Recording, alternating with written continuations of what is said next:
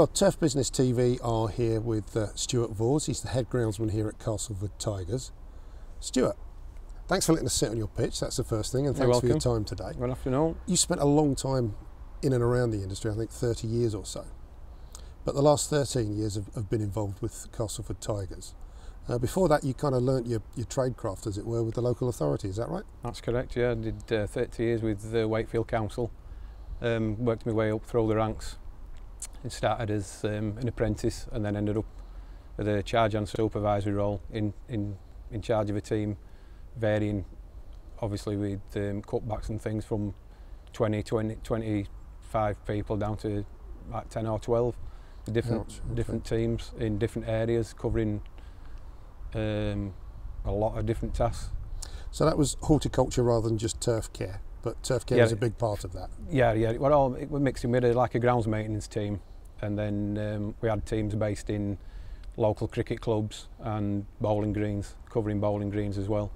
So you got to do fine turf and sports turf as well. Yeah. So did you get a lot of training and support through that role there? Yeah, we did. When I first started, we did went through the MVQ City and Guilds in horticulture for 3 years. Did diploma in greenkeeping through Wakefield Council and got my spraying certificates, chainsaws and things like that, and management qualifications. So you got a lot of support and helped develop you to stuff that I'm sure you're still pulling on today in terms of helping you do your day-to-day job. But you're a Castleford Tigers fan from childhood, I think. Yes. Yeah, definitely. Yeah, I used to stand in that far corner with my dad, from a season ticket holder, and then you come with your friends and work colleagues, and then ended up working here. So your first involvement was as a volunteer, is that correct? Yeah, I used to come down. Well, we did start doing a little bit of work through the authority because they didn't have a lot of equipment, and we used to bring tractors in and do a little bit of aeration or spreading, top dressing and a bit spraying with the quad bikes and things. And then we once got asked to do a little job one weekend, and then from then on we just got to know people that were here before, and just ended up working match days then. As a volunteer, so you're happy to do that because you're a fan? Yeah. When did your first kind of professional involvement come then? How did that come about? I would have about 4 or 5 years ago. I was working and helping out, and then I got asked to do match days, to work match days. And then we used to do clean-ups after the game and a little bit of pitch maintenance and things like that. So probably about 5, maybe 6 years. Okay. Helping out. And you came in as head groundsman when? 2015.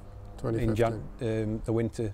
But I did the 2014 back end of the season and got through to the end of the season with it, and then came in 15. And you're not just the groundsman here, you're also the kit man, and you're also looking after maintenance as well. So yeah, we do clean-ups after the game, after every home game, and there's 19 team play here, so we do all those games as well. We do the maintenance. I have a friend of mine who I worked on local authority with, who works for himself now, and he comes in, Tony, and he does 10 hours a week. Right. Okay. If we have a problem after a game, like a broken toilet or like a seat that needs fixing or whatever, he'll come in and do them before the next home game, and helps put signs up and everything that you always get. Obviously it's an old stadium, and we get quite a lot of little things, but we got on top of quite a lot. Before the first 12 months that I came, we had a lot of recurring problems, so we targeted these problems, and touch wood, we're on top of a lot. But obviously with an old ground you get a lot of one-off things, blocked this and pipes hanging off and bits and bats. So he comes in 10 hours and just takes that little bit of pressure off with the maintenance. And he's also helping you with some on the pitch stuff as well, isn't he? Yeah. If we've got a job where it needs a couple of bodies, I'll bring him in and just a little bit extra, and he'll just come in and help me do. Because we do, as I say, we've no tractor, or we do a lot by hand. A little bit of levelling off we're doing today, just to take a few bit of unevenness where they've been training heavy, and they'll just come in with Rob, who's my assistant, and just come and get us that little bit of start. That extra body sometimes just speeds you up, especially if weather forecast is going to hit us and it's bad and we need to get some bodies on board. He'll come down and help and do pretty much everything. There's a bit of experience in that role anyway. So you mentioned Rob, your assistant there. Yep. He's not only your maintenance and grounds assistant, he's also match day mascot, isn't Yeah, he? yeah, he doubles up as his mascot, yeah. Yeah, does a really good job, he loves it. Does he? Yeah, he loves it. So he's obviously a character. Oh yeah, he's a character, yeah. I think he's found his level with that, he loves it. Kids love him and he gets involved and he gives it 100%. He goes all around area into schools. It's like this Wednesday he's booked out at sports days, and Oh, brilliant. so they a lot of that goes towards his you know, he gets booked out and it brings money back into the club, so That's great. he's in community a lot. But if he's match day mascot and there's a problem, that means obviously it's all down to you then, is it? If there's Yeah, it's a little bit sort of- harder now because since I got took the kit on, I used to be there for any problems and we'd go and sort them, but we have to just work it round us. And if I need Tony, I know where he's stood on terracing if we've got a major problem. But we muck in and we do it between us. Touch wood, we've not had anything that major that we're on top of a few things that if we seem to get a problem on match day, up to now we've been able to sort it. So that first match day that you had then, you're a boyhood fan, here you are, start of the season, inspection I'm sure happens, crowd are looking at it. How did that make you feel? A bit surreal really, yeah, from being stood on that side of the terrace into down where the players are and in these areas, and I suppose when you first start you're a little bit in awe of what you're actually doing. You've got to pinch yourself and think, is this for real? It's like being paid for your hobby really. Yeah. And then you know when you look out on a match day, for how many that work here, when you look out on Sky and TV and you look and see what you've prepared and what you've actually made, you know, everybody's clubbed together and got on from any area of the club, you know, media, any offices, people that in offices that tickets and everything. It's, you know, it's a massive thing to think that you can get something like that on with such a small amount of staff really, and everybody goes above and beyond their role and just helps anybody. It's a pretty friendly, family orientated club. The conversations we've been having today, you come across, Stuart, as passionate about what you do, passionate about your club.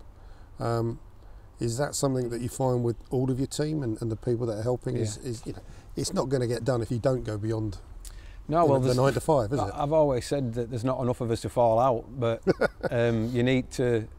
We all pull together, and anybody in any department, you don't get anybody saying, "Oh, that's not my job, I can't do that." It's if you want a hand and you're struggling, somebody will give you that little bit of help, that extra help, and I think that it's a family club, and if you could ask anybody, absolutely anybody that's a lifelong fan, then they'll just come and help you anyway. You know, like if we have any snow before a game and you'll be inundated with people to come and help you shift, you know, clear it off and Right.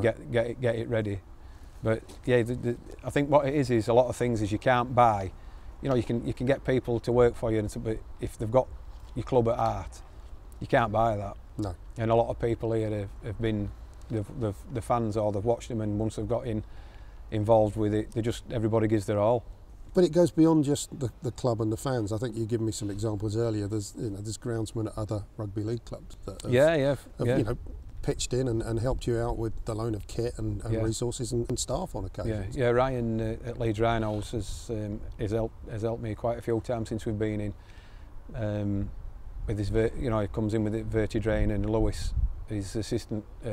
He comes a couple of times. He spread us a little bit of sand, and he's helped work it in. And they don't moan or they don't whinge or you know, we can't fit this and we can't fit that. And he bends over backwards to try and help us get it in, because you know we haven't got the type of that kind of money to buy one and have it sat there not being used. Sure. But it's made a massive difference as well since he's been coming in and helping Vertidrain it, because it's not really been done that often. And the slitter that we used to get in, I'm not really fussed for that. The Vertidrain's done. We used to get a lot of standing water, but it seems to be taking it off, and slowly but surely. But they've helped no end. Let's talk about that standing water. I mean, you've got a clay-based surface here, I think. Yeah. Drainage, I think, is an issue.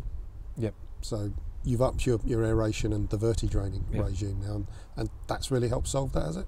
Yeah, obviously if we get like a massive downpour, you know, you can't help it holding after the torrential rain. But the one at the far end, this far corner, used to hold it all the time. But we've had it verti-drained probably 4 or 5 times now, and it gets a really good depth.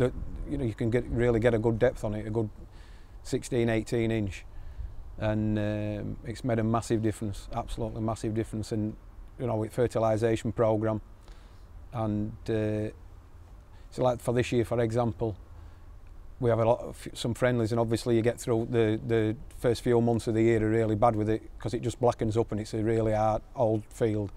But I haven't really had to do much divoting mix this year, until just doing a little bit today. But so it seems to be helping. And the Dennis, we got a Dennis last year, and with the seat and the roller on the Dennis, I also have to get like a decent roller in just to put the surface back after games. But I've not had to do any of that this last 12 months since we've had the Dennis has done everything. So that's the Dennis 860? G860, G860. Yeah. And that's the system with the cassettes? Yeah, cassette system, yeah. So what cassettes did you invest in? Obviously got the 8 blade cylinder, and we've got the brush as well, which is a massive help. Okay. Because from beginning of April onwards, the first team train on here for like 3 or 4 times a week. Okay. So you know, if we get a dry spell, if a little bits come up off the bolts and things, I can just put brush in and give it a brush, and it's got a lot healthier since we've had the brush system as well. But it picks everything up, because before we used to have to, if we had a lot of surface debris, we used to have to blow it with a backpack blower and then pick it all up by hand or hand rake it off. So it's making your life easier. For one. Yeah, definitely. I mean, you've got more time to do other stuff, and it's actually improved the quality. Yeah, of the definitely surface, improved. so, Yeah.